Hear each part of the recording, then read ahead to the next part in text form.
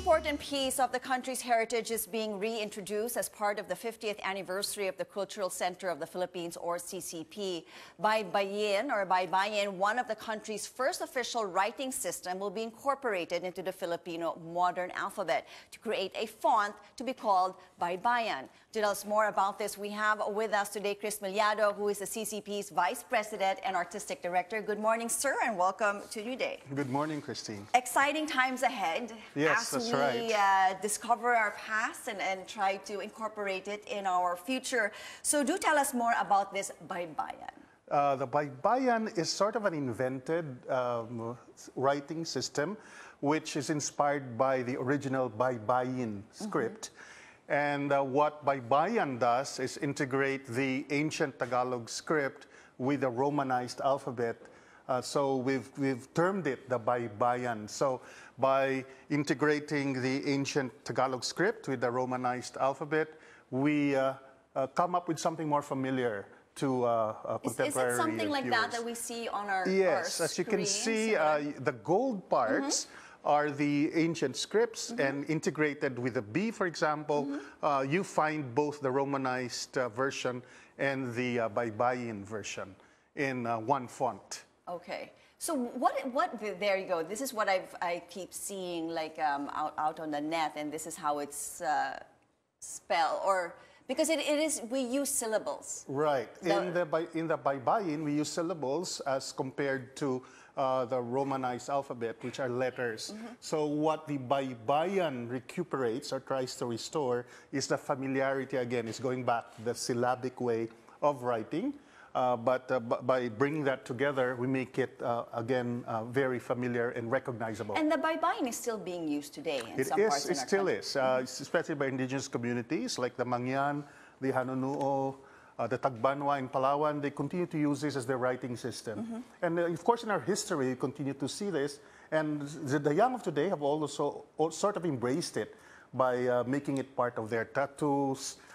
Some of our institutions actually use it for their logos for the institutions. So would you say that would be one of the importance as to why we should pay attention to the Baybayin? The Baybayin is a way of writing that was handed down to us by our ancestors. And it tells us that many, many years ago, even before our colonial history, we had our own writing system. And having our own writing system means we had a very high literacy level.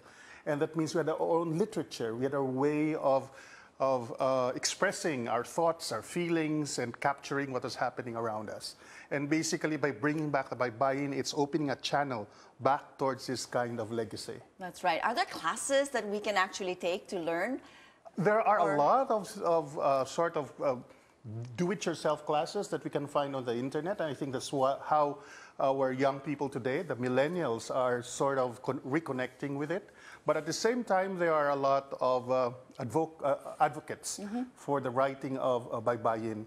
And I think those are the ways that Baybayin is now finding itself back into our And it's culture. so appropriate as well that you are having this as you celebrate, as CCP celebrates its 50th anniversary. So aside, from connecting or reconnecting us to our past, what are the other things that you have in store? Well, let me say first that Baybayin has found itself at the core of the way CCP has communicated itself in terms of its logo. The three Ks, which looks like a sun, actually represents like, you see at the middle of the zero in 50? Yes.